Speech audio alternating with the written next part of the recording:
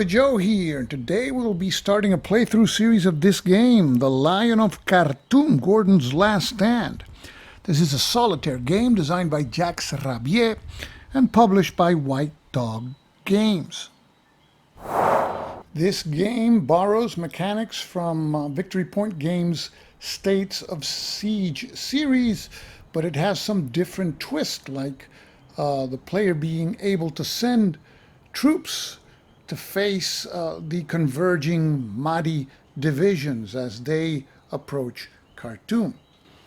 Here we see the game map, and the most important space is the governor's palace. If any of the Mahdi's banners occupies that space, we lose the game.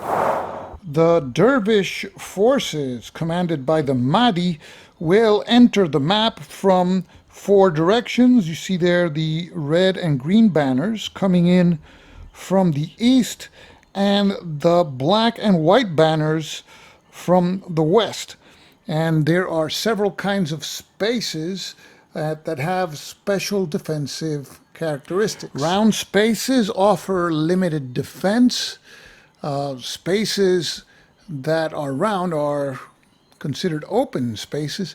Spaces with a single-lined box offer limited defense of 1, and that can be increased by fortifying the space to 2.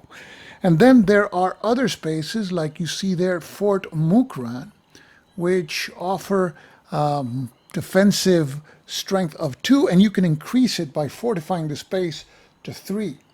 Spaces with yellow stars, each time that they are lost, we have to decrease the city's morale level by 1. And as city morale decreases, there's a negative modifier to be applied to raids, sorties, and whenever we are attacked by the Mahdi's forces. Conversely, there are actions that can increase the city morale, but that can go up to 15, and if between 13 and 15, we get a +1 die roll modifier in raids, sorties, and whenever attacked by the Mahdi's forces. Also, most of the actions in the game cost resource points. We begin with 32, and having at least 31 resource points gives us a +1 die roll modifier, but eventually you'll see that resource points will start to dwindle, and once they get to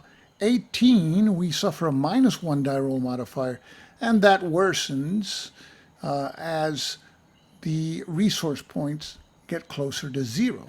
Here we see our display of available troops. We have Sudanese, Egyptian, and Bashi Bashuks, and the ratings are from left to right.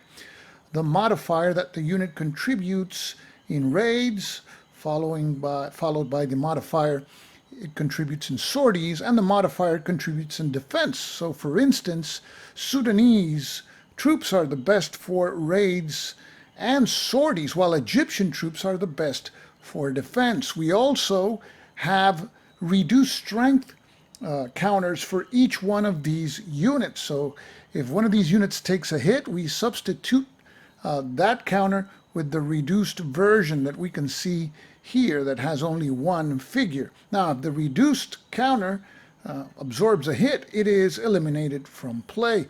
We also have 3 leaders, Ali, Nushi, and Stewart, and their values are the same as the troops. And then there's guns, 1 heavy guns unit and 5 light gun units. And then we start with 2 gunboats.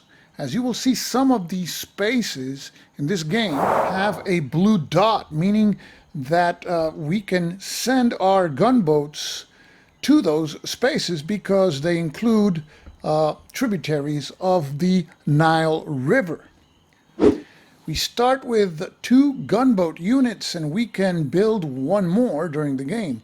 And there's also 2 levies counters, and these are impressed civilians that are going to fight with our forces. And of course, civilians don't like to be conscripted into the army, and that is a circumstance that will reduce city morale. At the beginning of the game, the city morale marker starts in the number 12 box, together with the relief force marker, which also starts in the number 12 box. In this track, we keep track of turns, and the turn marker obviously starts in the number 1 box.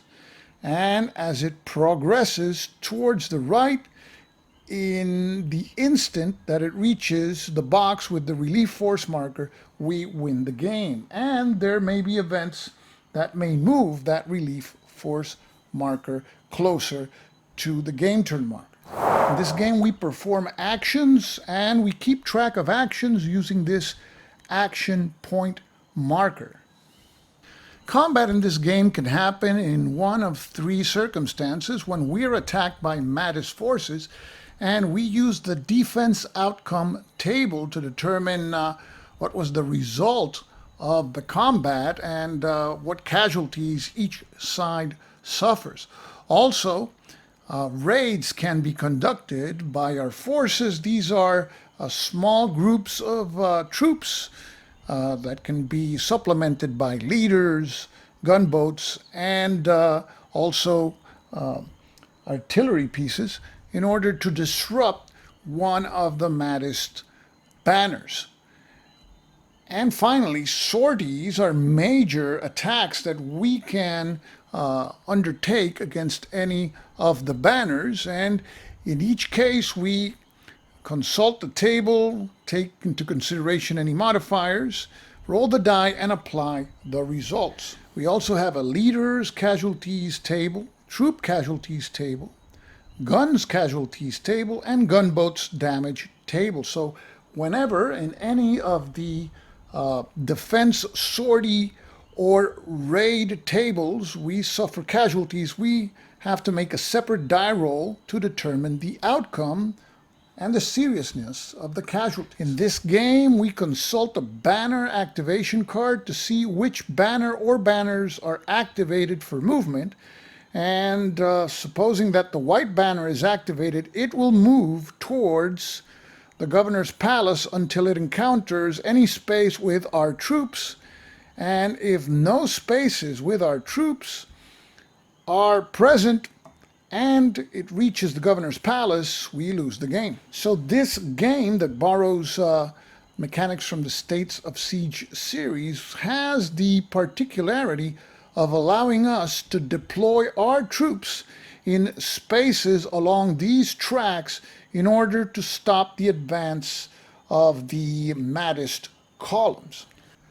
So in the next video, we will show you turns 1 and 2. Turn 1 is a special truncated turn that represents when Gordon arrived at Khartoum and organized the defenses before the Mahdi's forces began their advance on the city. We will also show you in that next video turn number 2. After that, each video will show one turn until either the relief column arrives or something really bad happens. So we'll see you in the next video, and I hope you enjoy the series. And we'll end this one with the series intro. So, on to the intro.